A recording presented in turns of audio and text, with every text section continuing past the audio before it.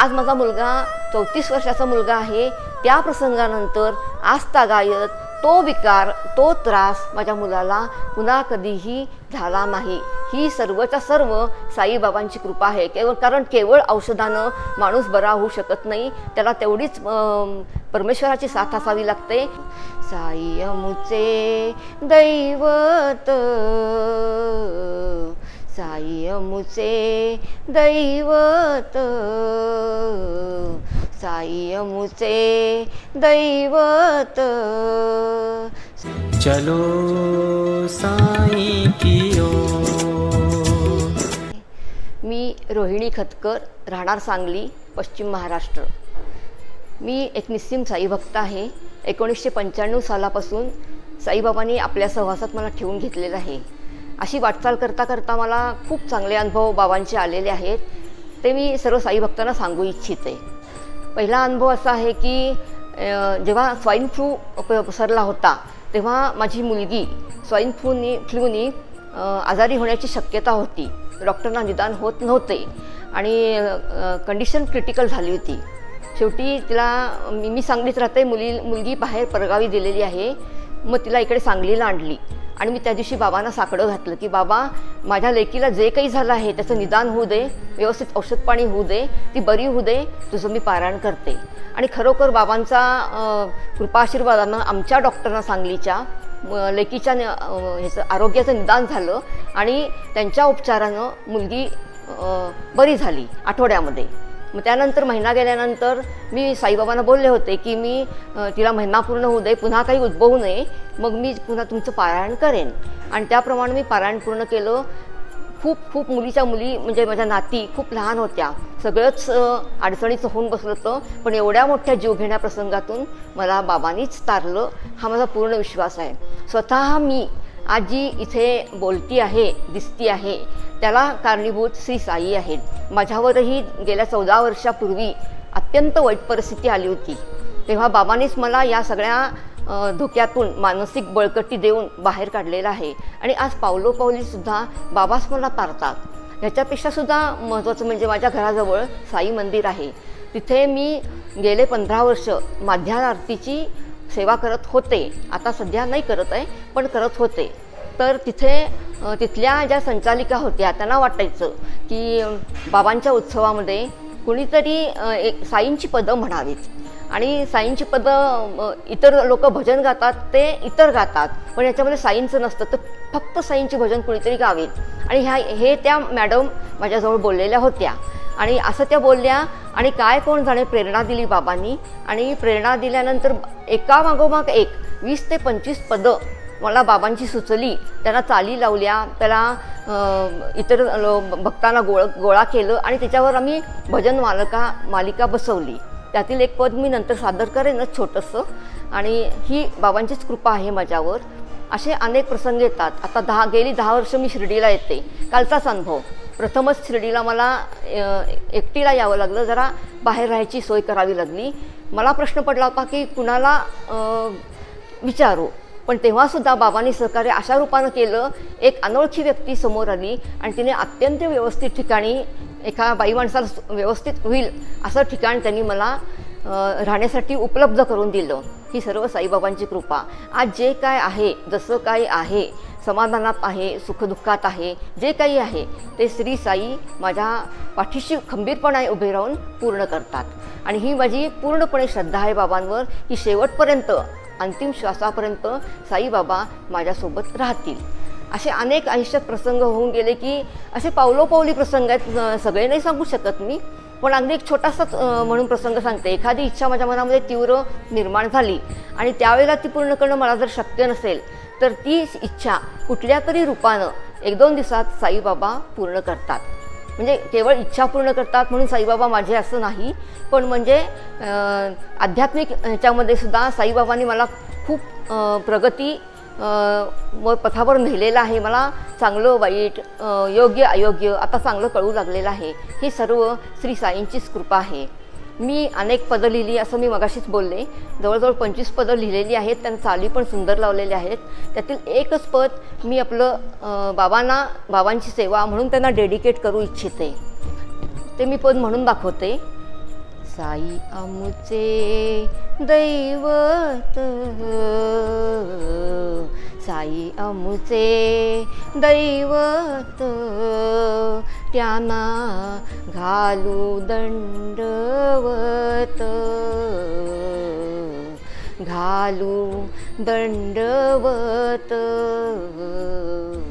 साई आमुचे दैवत.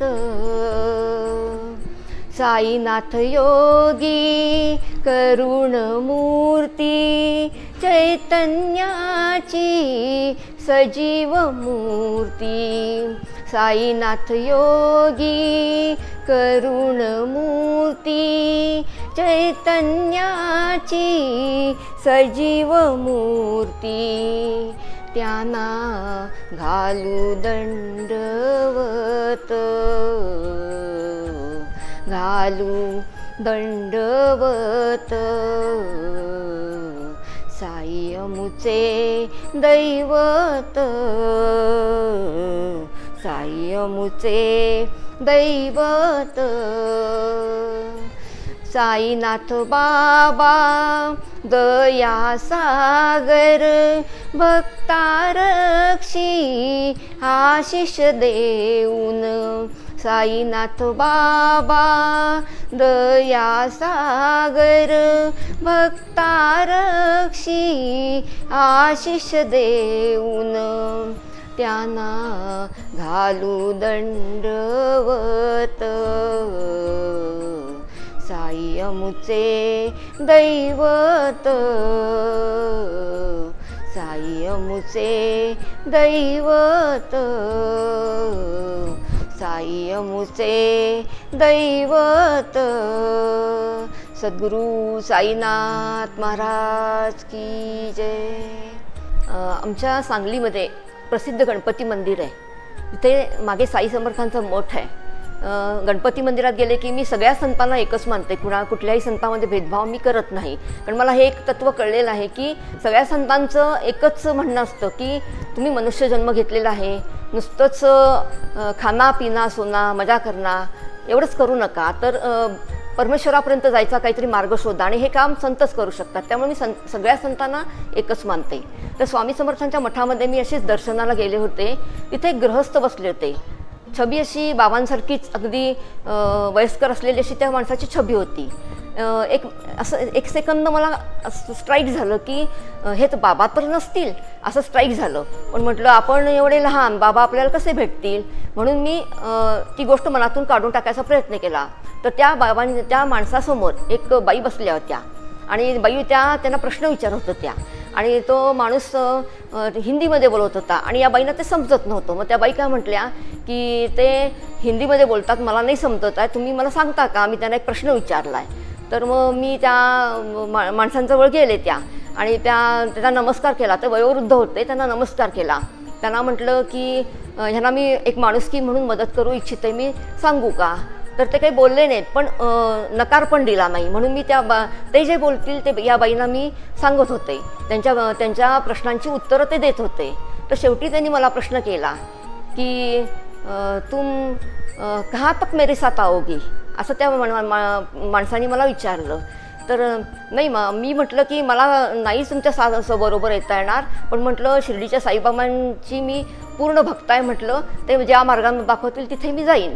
तर ते म्हटले की साईबाबा कभी कभी भित्तीचित्रमध्ये भी उपलब्ध होते हे, तुम्हें मालूम है क्या. मी म्हटलं मला भित्तीचित्रामध्ये ते दिसले नाहीत, पण म्हटलं स्वप्नामध्ये कधीतरी दिसतात, भास होतात असं. आणि म्हटले की अब तुम कहाँ तक मेरा साथ दे सकती हो, कल मैं हूँ, कल तुम हो या नहीं हो, तुम कहाँ तक मुझे साथ दे सकती हो, असं ते गृहस्थ म्हटले. ह्याच्या पुढं मी बोलू नाही शकले, मी निरुत्तर झाले. मी फक्त ते म्हटले अब उठो इधर से, अब यहाँ रुकना नहीं, मैं जो कुछ समझाना है इस औरत को वो मैं समझाऊंगा, तुम क्या समझाओगी म्हटले, तुम कहाँ तक मेरे साथ आ सकती हो, असं ते म्हटले. असं त्यांनी बोलल्यानंतर तिथं मला थांबायचं धाडस झालं नाही, कारण त्यांची नजर खूप भेदक होती, करारी होती आणि एक तेज होतं त्यांच्या नजरेमध्ये. तर मी तिथून उठले त्यांना नमस्कार केला आणि उन्होंने कहा की तुम मेरी इंटरप्रिटर मत बनो असं म्हटल्यावर मी तिथून उठले आणि निघून आले. थोडं पुढं निघून आले, मठाच्या स्वामी समर्थांच्या मठाच्या पुढं निघून आले आणि एकदम मला डोक्यामध्ये स्ट्राईक झालं की ही साई शक्ती तर नसेल की ज्यांनी आपल्याला असं सांगितलं. कारण साईबाबांच्या पोथीमध्ये असा उल्लेख आहे की जे मला सांगायचं ते मी सांगू शकतो, तुम्ही मध्यस्थी करत जाऊ नका, म्हणजे काय म्हणतात, चिंधी तुम्ही चोरू नका असं साईबाबा सांगत असतात. दुसरं अगदी माझ्या जीवनातला अतिशय सत्य आणि कठोर अनुभव म्हणजे माझ्या मुलाच्या बाबतीत. माझा मुलगा 6 वर्षाचा असताना त्याला एक विचित्र प्रकारचा त्रास होऊ लागला होता आणि डॉक्टरी औषधोपचार चालू होते, पण आदनमधनं तो त्रास होत असे आणि त्याला त्रास व्हायला लागला की मला त्रास व्हायचा. आणि मग एके दिवशी असाच कुडमुड्या जोशी आला. माझी मुलगी 7 वर्षाची होती, मुलगा तिच्यापेक्षा 4 वर्षांनी लहान, म्हणजे 5-6 वर्षाचा होता. तर तो कुडमुडा आला दारात आणि तो माझ्या मुलीला म्हटला, बाळ तुझ्या भावाला बरं नाही ना, तर तुझ्या आईला बोलवतेस का? तर ती मला बोलवायला आली आणि मग मी आले खाली. तर तो कुडमुड्या जोशी म्हटला की तुझं बाळ खूप आजारी आहे ना? मी म्हटलं हो. तर आजारी आहे म्हटलं आणि काही सुचत नाही आहे, त्याला त्रास होतो आहे, औषधोपचार चालू आहेत, फरक पडत नाही, आता मी काय करू? आणि तेव्हा मी तुम्हाला सगळ्या साई भक्तांना सांगते, मी खरोखर साईबाबांची प्रार्थना करत होते, बाबा काहीतरी कुठल्या तरी रूपानं येऊन काहीतरी मदत करा हो, माझा जीव तळमळतोय की मी माझ्या मुलाचं कसं करू, काय करू, मला काही सुचत नाही आहे. तर मग तेव्हा तो कुडमुडा जोशी म्हटला की मी तुमच्या घरी येऊ शकतो का? तर तो वर आला आणि त्यानं आपल्या झोळीमधून अशी साईबाबांची एवढी मूर्ती केली आणि त्याने मला एकच प्रश्न विचारला, आता तू यांचं स्मरण करत होतीस ना? हो म्हटलं, मी यांचं स्मरण करत होते. तर त्यांनी एक ह्याला तुम्ही श्रद्धा म्हणा किंवा एक आईची तळमळ म्हणा, काहीही म्हणा, तर त्यांनी ते एक असं नारळ आणि एक फूल असं आणि 3 गाठी बांधलेला एक लाल दोरा दिला आणि ते म्हटलं हे बांध आणि हे असं आड्याला बांध असं त्यांनी सांगितलं. इथून पुढं तुझ्या मुलाला काहीही होणार नाही. तरीसुद्धा एक प्रिकॉशन म्हणून एक मेडिसिन चालू होतं, ते मेडिसिन दिलं आणि डॉक्टरनी सांगितलं की आता तुमचा मुलगा बरा झालेला आहे. हा औषधोपचार जवळजवळ 10 ते 12 वर्ष चालू होता मुलगा मोठा होईपर्यंत. आणि ज्या दिवशी डॉक्टरनी मला सांगितलं की आता मुलगा सगळ्यातून बाहेर पडलेला आहे आणि तुम्ही गोळी सगळं बंद करा, हरकत नाही आता बंद करायला, त्याला काही होणार नाही. मी गोळी बंद करताना सुद्धा मी साईबाबांची प्रार्थना केली, बाबा तुमच्या विश्वासावर मी गोळी बंद करते आहे आणि मुलाला इथून पुढं काही होता कामा नाही. आज माझा मुलगा 34 वर्षाचा मुलगा आहे. त्या प्रसंगानंतर आजतागायत तो विकार, तो त्रास माझ्या मुलाला पुन्हा कधीही झाला नाही. ही सर्वच्या सर्व साईबाबांची कृपा आहे. कारण केवळ औषधानं माणूस बरा होऊ शकत नाही, त्याला तेवढीच परमेश्वराची साथ असावी लागते. हे माझं ठाम मत आहे. सद्गुरू साईनाथ महाराज की जय.